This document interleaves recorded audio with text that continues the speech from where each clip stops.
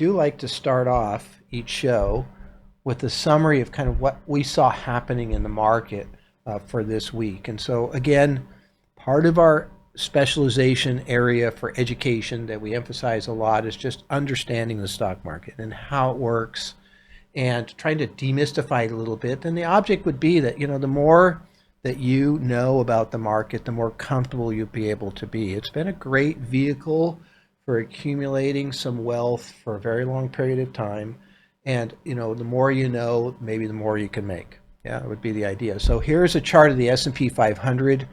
That very beginning of that was the very beginning of last year, which we hit our all-time high on the 4th of January. And you can see what happened, obviously, with that blue line that I drew in there was most of last year. Market was coming down. Every time it got to a new high, it was always lower than the previous high, and et cetera. And so now this year we've had a great run, a really, really big pull all the way through. A couple of pullbacks here, right? And so we're in the middle of one of these pullbacks right now. And there's a variety of reasons for that. And, they're attaching all kinds of information, it's China and there's softness and all these types of things. But really, for me, when I look at what's going on with the market, it has a lot to do with kind of the supply and demand side of the scenario and how much a market is stretched one way or another. And I've been doing these videos, since the early 2020, and I always talk about this rubber band concept. So the market, goes along. If you take a rubber band and you stretch it, you can stretch it quite far, but it gets harder and harder, the farther you get. And then sometimes it can stretch down too far and it'll snap back or snap, down if it's up. So the idea of stretch is important. And so I have a question that came from a client that I was meeting with this week. And most of you that's watched this show probably remember that, about 6, 7, 8 weeks ago now, we basically made a call that we were going to have this type of motion, this sideways consolidation period. We've talked about it, I think, pretty much every week since. And he just wanted to know, how did you know? Or what did you see that made you think that this might happen? And so what I'm going to do is I'm going to try to, in a simple way, as much as possible, just kind of show, what I look at and how I can see stretch and those types of things. So the first thing, the green line there is the daily data from the S&P 500. We're not day traders, right? And so I like to look at longer term trends and kind of smooth out the data. And so one of my favorite things is what's called a 200-day moving average. And so I put it in here, you can see it. And so each point on that blue line is an average of the 200 days prior divided by 200. And you can see it just kind of smooths it out, all right? And I might also add a 50-day moving average, right? Just to be able to have something that's not quite as noisy as the price. And so the combination of a 50-day and a 200-day moving average is really common. It's a really big piece in the investment world. I'm going to go ahead and take the price out of there just so we can see those two lines. So now it's a little bit more clear, at least to me, kind of what we're looking at here. And so you can see, excuse me, we hit this high point back at the end of last year, at the end of 2021. And, came down throughout 2022. And so there's a couple of key pieces here. Number one, let's switch this up so you can see that a little bit better. When the 50-day moving average crosses through the 200-day moving average, so it comes from above and crosses through. It's actually called the death cross. Yeah, you don't want to be seeing those. No. And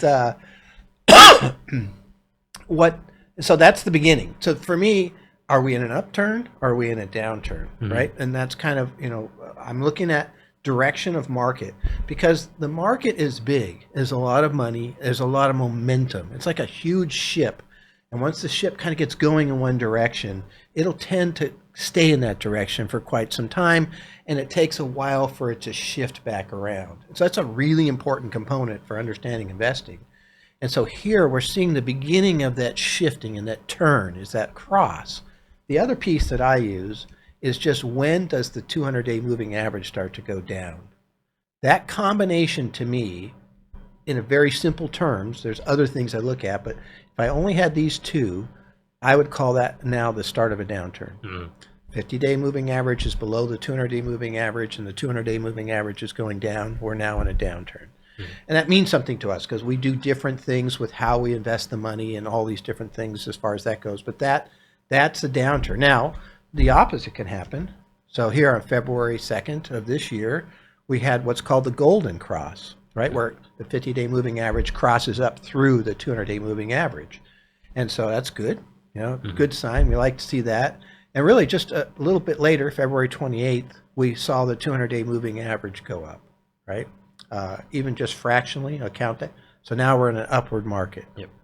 And look what happened. It actually turned out to be exactly right. So once that momentum gets going, back in February, you want to be invested in that. And you still want to be invested in this because this is an upward market.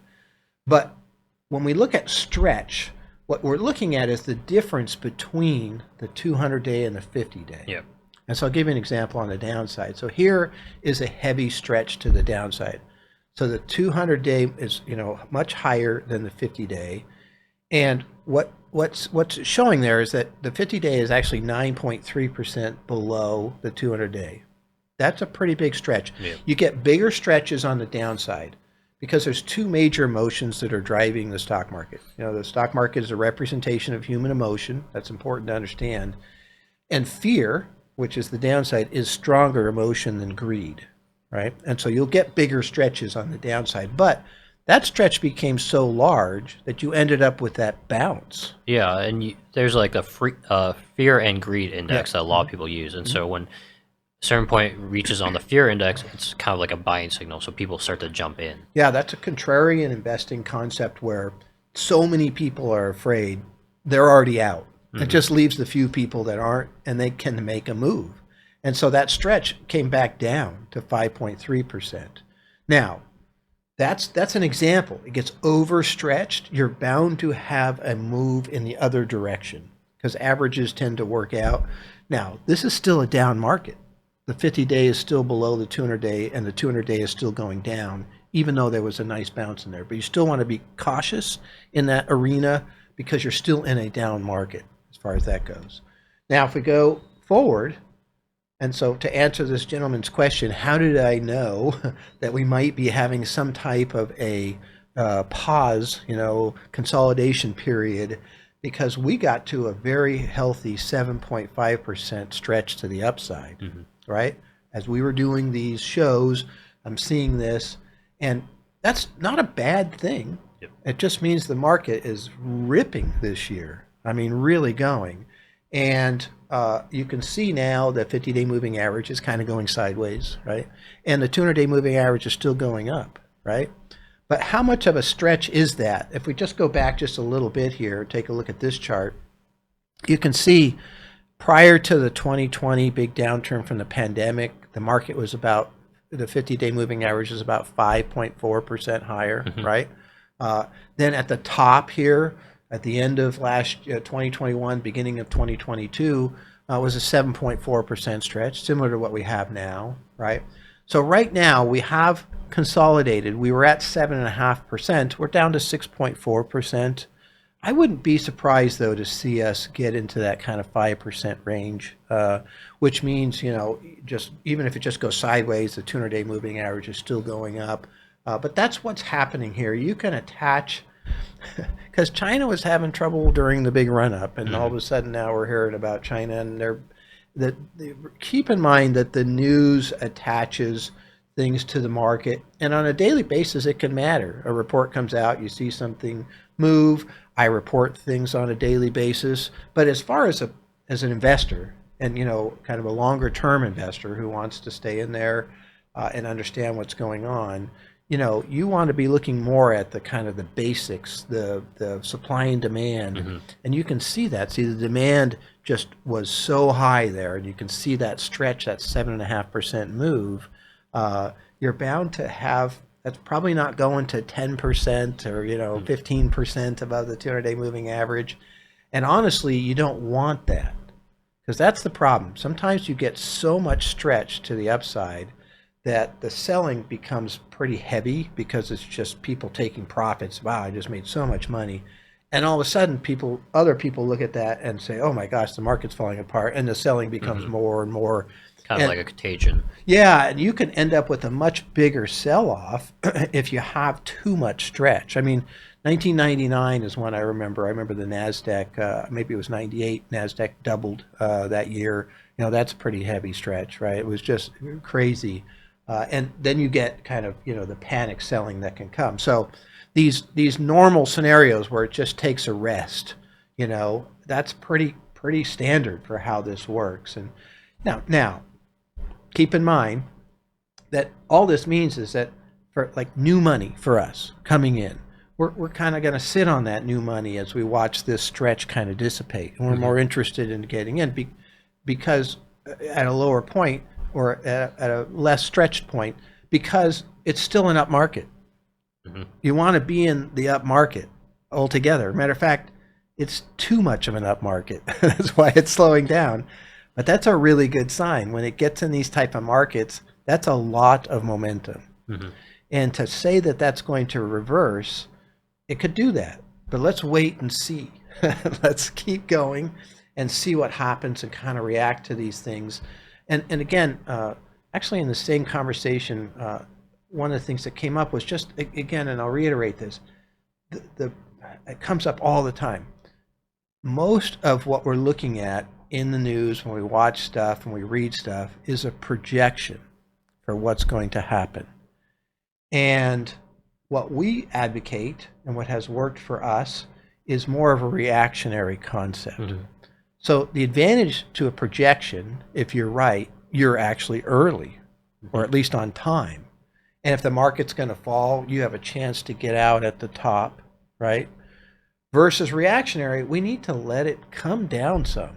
Yeah, for example, at that Golden Cross, you could have Right. gone in at a lower point and made more money Yep. if you had made a prediction Yeah, because rather than reacting. the Golden Cross was February 2nd, right? The up motion in the 200-day moving average was February 28th. So sometime in that time frame, you would be reacting, okay? But the low was October 13th, Yeah. quite a bit before. And there's a pretty big profit to be made. So if you were able to project that this is the low and that we're going to buy here, you do better. That's the advantage of projections. And unfortunately, most projections are wrong. Hmm. I mean, I'm saying this emphatically because I read all of these things constantly. And one of the things that just kind of amazes me is, how wrong it is. And actually, the more people that are thinking one thing, the more likely they're going to be wrong. Because at the end of last year, the fourth quarter of last year, I'd say the consensus was something in a 20% down motion in the first half of this year. Hmm. Look at what happened. Exactly the opposite. We actually ended up with a really strong up market. Now, keep in mind that part of the reason that you get a big up market like that when everybody thinks it's going to go down is because they might all be shorting the market. Mm. And so if they're shorting the market, they're betting on it going down. And if it doesn't go down, they have to buy the stock back that they shorted. And when they do that, of course, it makes it go up even more, right? So that may be a big piece of the reason why we saw part of this run up. The other part, again, the news has been attached with the artificial intelligence, and wow, that's exciting. And so we're getting some potential heat from that, especially companies like NVIDIA and what have you too. So anyway, altogether right now, and this is more of a longer term look instead of just a weekly summary, but the market is quite healthy, right? The market is one of the leading economic indicators, LEI. I'll look it up. It is one of the best indicators for economic health. There are only 10 indicators in that basket. Housing starts, all these different things are in there. The S&P 500 is in there also. And so what's happening is the S&P 500 is telling us that the economy is going to be decent coming up here. That's what it says. And now, sometimes it's wrong, but the market's pretty accurate. It's why it's in that basket. and there's a lots of other things that we can point to that are showing okay things. But until we start to see that 50-day moving average getting a lot closer, I mean, we're 6.4% away from, that's a pretty big stretch if you look at that. Until we start to see that getting closer and closer, maybe crossing the 200-day moving average, we see when we look at the price, we start to see some of the lows that are established that are lower than the previous lows, because we haven't seen that so far in Yeah. this. We have 4 lows, all higher than the previous, right? One of them maybe comes below, and okay, that's another warning sign. So what we watch for is change in direction, major change in direction. And right now, that direction has been up and has continues to be up. And so you should stay invested, stay with your concepts. We're using a lot of technology investments for our, target parts of our portfolio, which is the smaller parts, but nonetheless, that's how we juice the portfolio, and that's working, and we will stay with that until, it doesn't work. And so far so good. So anyway, that's what's happening this week. Just trying to explain kind of the rubber band in charts, the rubber band concept that I've been talking about for a long time, which is just a stretch. And so you see that, and I look at it and say, oh, we get to 7.5% above the 200-day moving average. That's too far. We're probably going to have some type of either pullback or sideways motion, and we basically have had both. So I think things are still intact. I wouldn't be surprised, though, if it doesn't take a little while for it to get running again, just because we need to close that gap up, in my opinion. September historically has not been a good month, not a terrible month, but, it can be a good month, but on average, I think it's the seasonality is worst against month. us. Yeah, seasonality is against us. So that's okay. Let's just cruise through September, go sideways, come down a little. It's fine, as long as the market gets a chance to kind of reconsolidate and get back to a healthy place. If we want to go to the all-time high that we set back at the beginning of 2022, we need this period of consolidation. And so does it turn into a downturn? I don't know. We'll see, right? That's what we'll watch for. But so far, that's not what we're seeing, and you can really, instead of trying to project where it's going to go, just look at it and accept where it is and be able to say, okay, we're here. This is all right. And, until that changes. Yeah. So anyway, thank you for watching this week's summary, and really look forward to being able to present this again. Next week, we will actually be on a break, and we won't have the show, but we'll be back in 2 weeks. So